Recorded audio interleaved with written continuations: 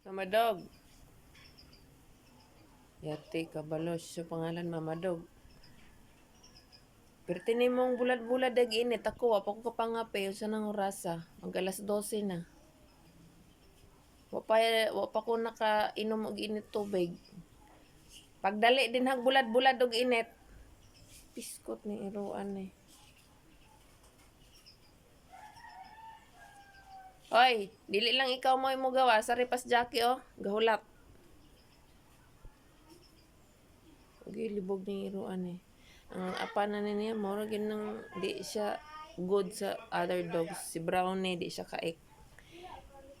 Pero the rest, bugno. Sao na lang magkagawas na silang duha sa gawas kaubanan eh. Narambol. Kaya diha lang man gani sa cage, magbinanghagay sila. Kung magbana-bana to bangagon niya. Kaya sabaan man yung iruan eh. Yang anak ko siya sabaan. High blood ko pirme. Ay! Kanus amang kadinha mo kuan, kanus amang kadinha mo tindog. Lami kayo iyang pabulad-bulad sa init to. Tapos ang ako gigutom na. Kalmia sa palungon na ning simod ning irua oh.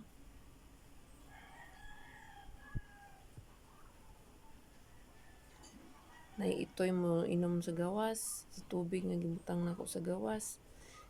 Iring mag kanang away na imulingkod nga iro or iring din na oh, sa simento anang sa gawas anang portahan. Ay Ginoo ko pwede nang banhaa. Iro nila Italiano gaawong or gaaway magbanha siya. Ginoo ko na lang. Ayun yung ano, sila Italiano. Saan ba yun? Paano ba makita?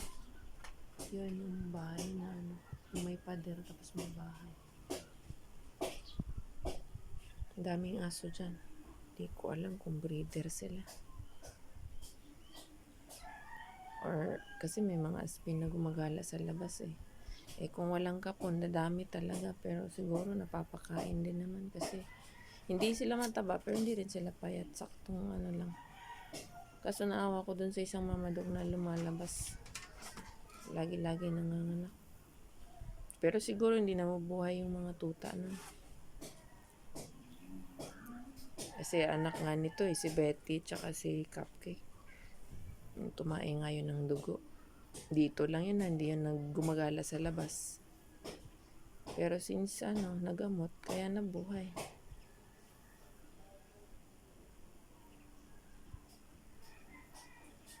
Kasi observant talaga ako sa mga pupo nila. Eh yung may nakita akong streak ng dugo. Minessage ko kaagad si Doc Ja, pareseta ng gamot na para doon. Eh gumaling naman.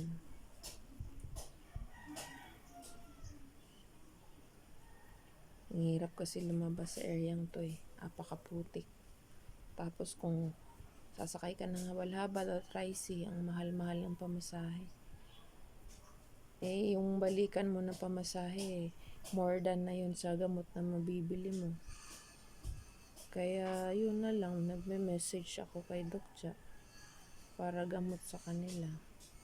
Eh kung alam ko naman ang gamot, pinapapick up ko na lang kay Kuya Alan, pinapabili.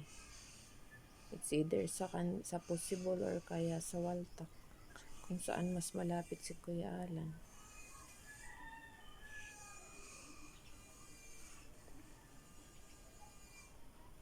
Dog, wala kay balak mo bangon, wala kay balak mo kaon. Kung magpainit kag dugay din ha, di pud mo kakaon. Pasok na sa cage ka. Pasok na sa cage. Problema ko tong aso na to. Nagkakaroon ng breakout ng kanyang balat. Pero gumagaling naman sa vetnoderm. Kaso, parang naka-3 vetnoderm na ako sa...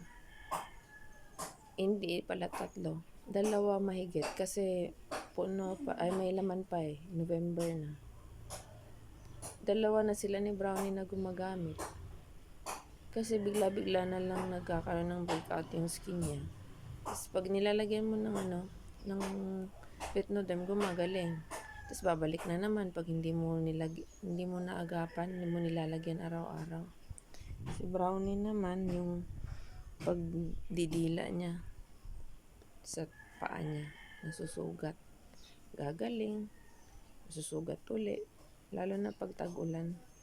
Kasi hindi ko nilalagyan ng e-collar eh. Kasi pag may e-collar, matutumba tong mga harang-harang, yung ganito. Para hindi siya maanggihan sa talsik ng tubig dito. Eh, pag may e-collar siya, nababangga siya. Kaya, walang e-collar. Kaya, free siya na magdila-dila na naman sa kanyang sugat sa paa.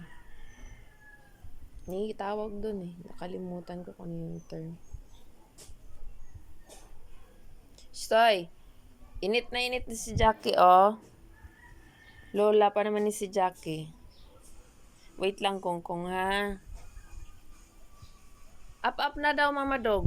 Biskot, manira. Tagaan na lang. Pagkaon para mukaon na ni.